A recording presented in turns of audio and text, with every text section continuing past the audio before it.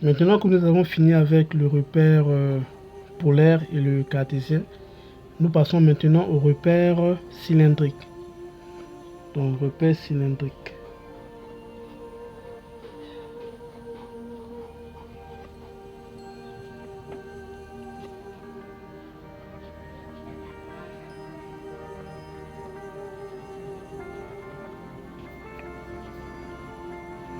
Donc cylindrique.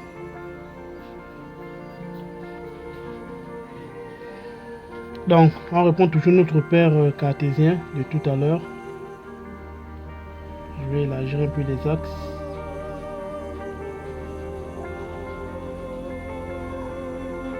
Donc la coordonnée X, Y, Z, Z. L'origine O. J'ai toujours mon point M dans l'espace en question. Et je fais la projection donc dans le plan.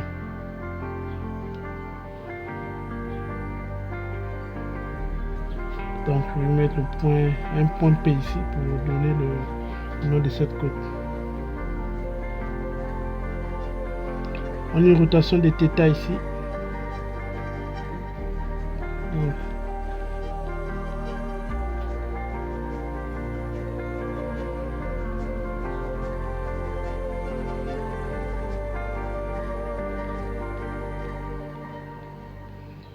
voilà. Donc, voici le vecteur. Je vais mettre ça quand même en rouge, le vecteur position. Donc, je vais le mettre en rouge.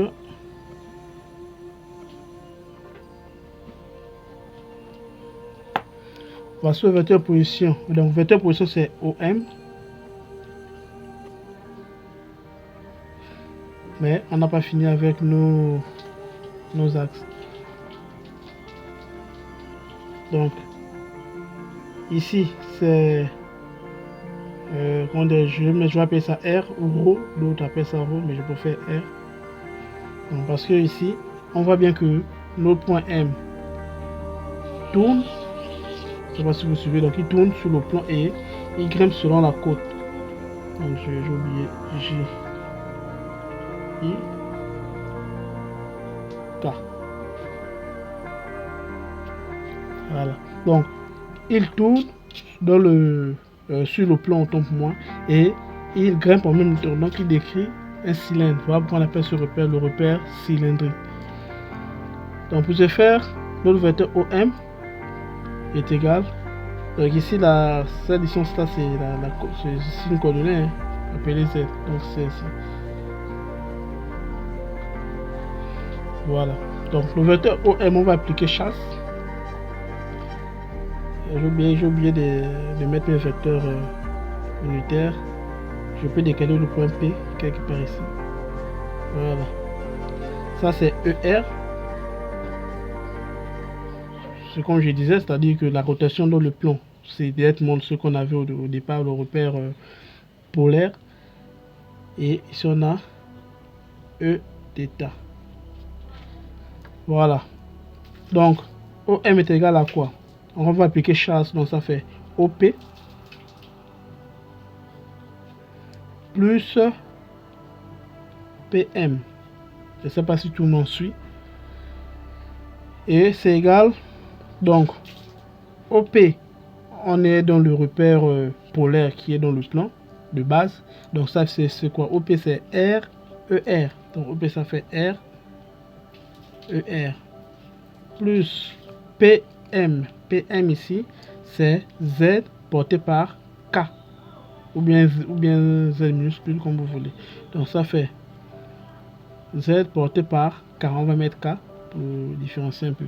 Donc là c'est le vecteur position. OM. Donc OM, maintenant après on passe à la vitesse. Pour la vitesse, on fait comme on fait toujours. On dérive le vecteur position. Donc la vitesse du point M est égale ici D de OM sur DT. Donc ici on va faire tout ce qu'on connaît. On va pas remettre tout ça dans la dérivation. On va dériver une bonne fois. Déjà, ce qu'il faut remarquer, c'est que le vecteur ER est une variable parce que lorsque le point M tourne, on voit bien que la position ou la direction de ce vecteur là change, ainsi que le vecteur Eθ. Mais par contre, le vecteur K garde toujours sa position et sa direction. C'est-à-dire, peu importe le mouvement du point M, le vecteur K sera toujours dirigé vers le haut. Donc, le vecteur K c'est une constante. Donc ici, pour dériver ça, R, ER. Donc, la dérivée d'un produit, ça fait R point ER plus, donc, R, la dérivée de Eθ, je suis ici. Eθ, donc je vais tourner depuis demi, j'arrive là sur la dérivée de ER, autant pour moi, je tourne depuis demi, je tombe sur Eθ. Et la vitesse de rotation, c'est θ point. Donc ça fait plus R, θ point, Eθ. Plus la dérivée, donc Z c'est une variable parce que on voit bien que le point M peut se déplacer comme ça, donc Z va varier. Donc ça fait Z point porté par K, parce que K c'est une constante, on ne peut pas la dériver. Donc voici la vitesse, je voulais encadrer, mais bon, ça ne sert à rien. On passe à l'accélération, donc l'accélération du point M, c'est égal à la dérivée par rapport au temps du vecteur vitesse, donc Vm, et c'est égal, donc ici on va tout appliquer la dérivée d'un produit, donc ça fait R point autant pour moi ER plus R point θ point Eθ. Je ne sais pas si vous avez déjà compris le jeu, donc avec les rotations ici pour les dérivés de ces vecteurs là. Donc on a fini avec ceci, on passe avec ce deuxième thème là. Vu qu'il n'y a pas assez d'espace ici, on va revenir à la ligne ici, donc je peux venir mettre plus quelque part là. Donc la dérivée de ce produit là, donc on a un triproduit, on va considérer R θ point comme une fonction, comme on a fait dans le polaire. Donc ça fait U'V, donc le U', donc c'est la dérivée encore d'un produit, donc ça fait R point θ point plus R θ point point. Donc ça on a fait U'V qui est Uθ plus U qui est R θ point. Maintenant la dérivée de Eθ, donc je suis ici Eθ, je tourne depuis demi, je tombe là, donc directement opposé à ER. Donc ça fait moins ER porté par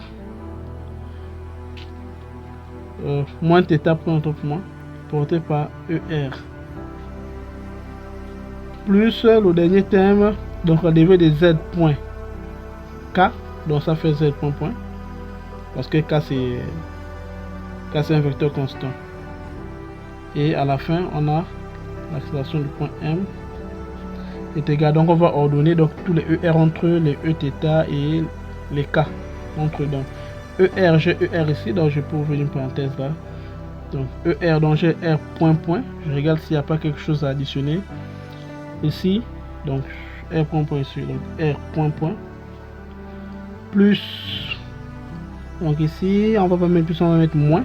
Vous suivez, donc ça fait R θ point fois moins θ point, donc ça fait moins R θ point carré, tout ça porté par ER, plus on passe à Eθ, donc je ouvre ma parenthèse, donc j'ai R point θ point, j'ai encore R point θ point, donc ça fait 2 fois R point θ point plus R θ point point, le tout porté par Eθ, plus Z point point porté par K,